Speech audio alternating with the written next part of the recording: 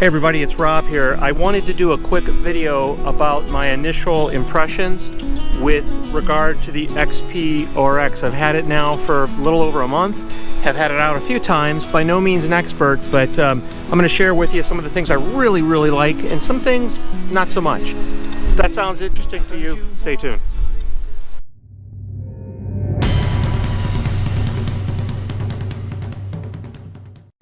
Let me first answer the question, why did I buy another detector? You know, I actually have been using the Simplex and I enjoyed it. It was my second metal detector, had so many cool features, but you know, I have a separate video about why I upgraded from the Simplex to the My Equinox 800. Simplex is a great machine.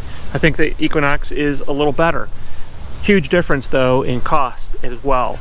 So that's not the topic of today's video. But after swinging the Knox for a season, why did I also add an ORX to my arsenal? So first of all, one of the things, it's nice to have a backup detector. If you're going to have somebody join you, you know, it's nice to have them join you on the hunt, but also stuff happens. And the question was, you know, did I want to use the Simplex as my backup detector?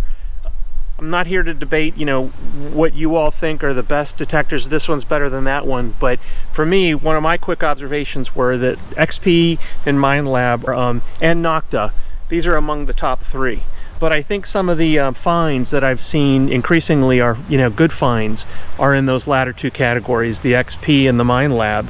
So one of the reasons, you know, is, you know, the question was, what did I want my second detector to be? Another reason, though, is I was intrigued with the XP and the high frequency coil. You know, this is going to give me a broader set of frequencies to detect a certain area, and I was just curious, was I missing some things with my Equinox? So having a second detector from another manufacturer, a little higher end, higher frequencies, that contributed to part of why I purchased the ORX. Another reason why I considered the RX, first of all, I wasn't sure if I wanted a Deus, an XP Deus. It's you know, it's the higher end version in XP, a little more complicated, a lot more money. The way that XP markets the RX, quite frankly, they were speaking to me. They were saying, hey, if you want the power of the XP, but you're not necessarily interested in all of the bells and whistles, that's what my Knox is for. The RX might be for you. It's another reason why I picked up the ORX. There's another reason as well that I was intrigued by this. The ORX, the stem is super light, okay? It's also very durable.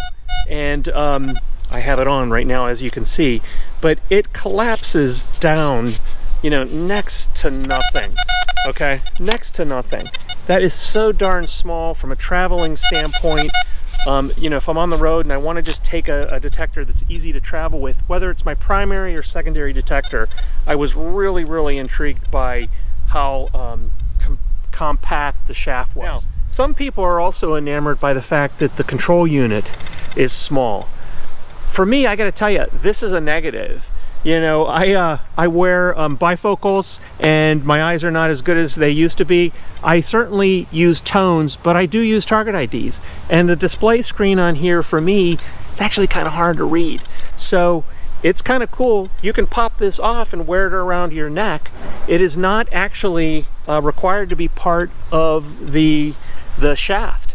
So this leads me to another point, but before I go there, I do wish that the ID screen in the unit itself actually was a little bigger. Also, I could be wrong, and feel free to correct me if I am, but I have yet to find a way to adjust the volume settings when you're not using the wireless headphones, okay? For a detector in this range, I would expect that feature to be in there where you can actually adjust the volume coming out of the unit. That's a disappointment to me. As well as a brighter and larger screen, okay?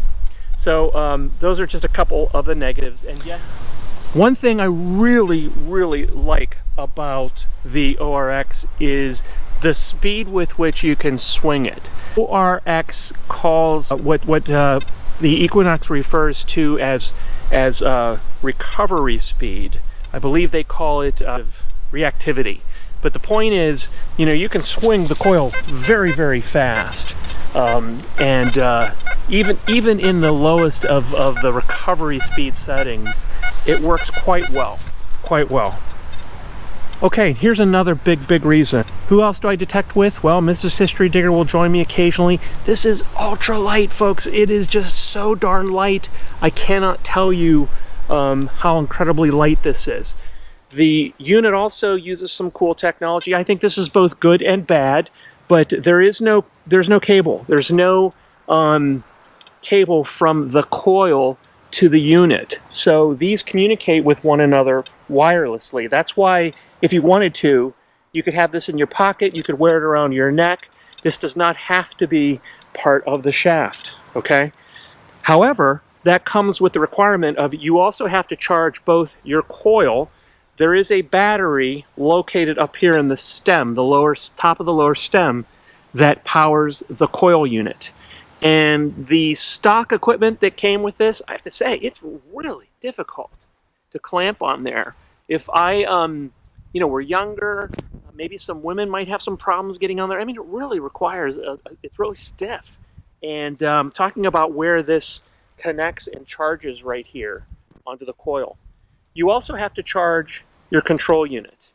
And some of the cables that come with this package, very slick. They have a, I'll call it a dongle. It's one cable that splits off into 3 different areas. You can charge like 3 things: your headphones, your coil, your control unit, or your pin pointer at the same time. So, you know, very well made, very well engineered.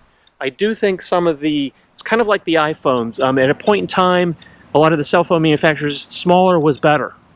And then they got to a point where, hey, smaller is not necessarily better. I would actually prefer this to be larger. As I said, this design of the shaft, very comfortable, no issues, it's well balanced.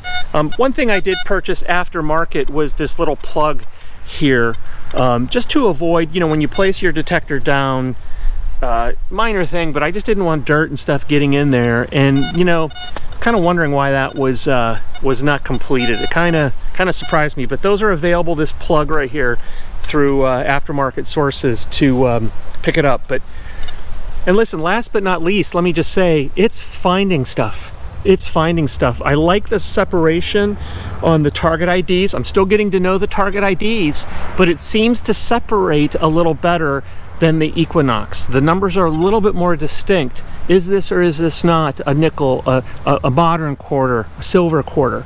So I do like the target ID separation and distinction over some of my other detectors. That for me is a big plus. So, all right, well, there we go. That's the wrap up. Those are my early impressions, you know, of this machine. Great device. I do have the MI6 pin pointer, although I have to confess, have not used it that much. It has some nice features as well. When you turn the MI6 pin pointer on, it deactivates the detector so you don't get any interference. But I'm super happy with this purchase. I'm glad to add it to my arsenal. Will this be my primary detector? Time will tell.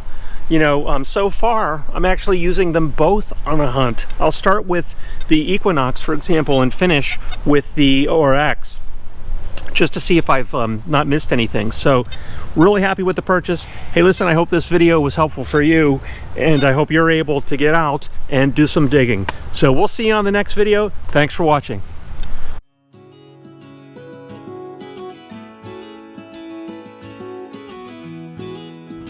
Hey folks, I'm in Chicago today. We're gonna do a little bit of park digging here. Special day for the History Digger. Little birthday present here.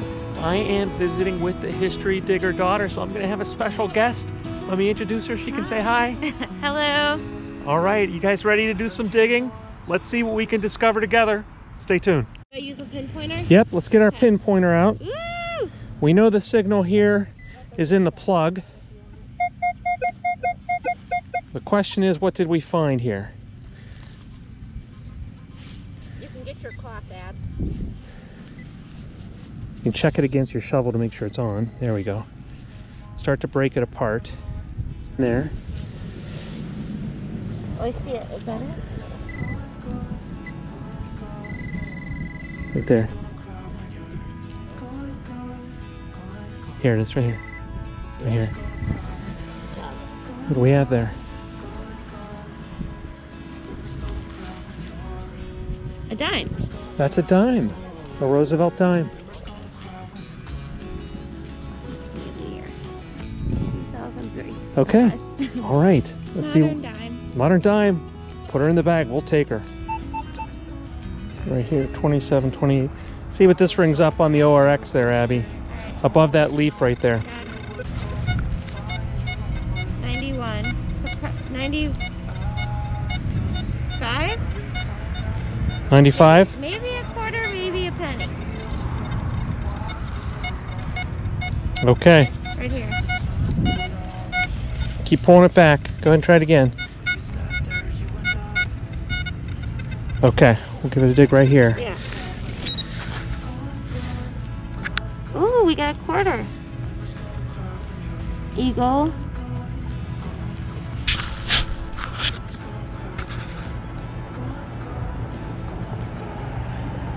$19.97. 97. All right. Neckties. A Boy Scout Oh necktie? my gosh, what is it dancing? How cool is that? That looks like a bear cub. Outstanding. A Here. tiger. Tiger? Tiger cub. Hold it up here, Abby. Oh my gosh. Very cool. Great find.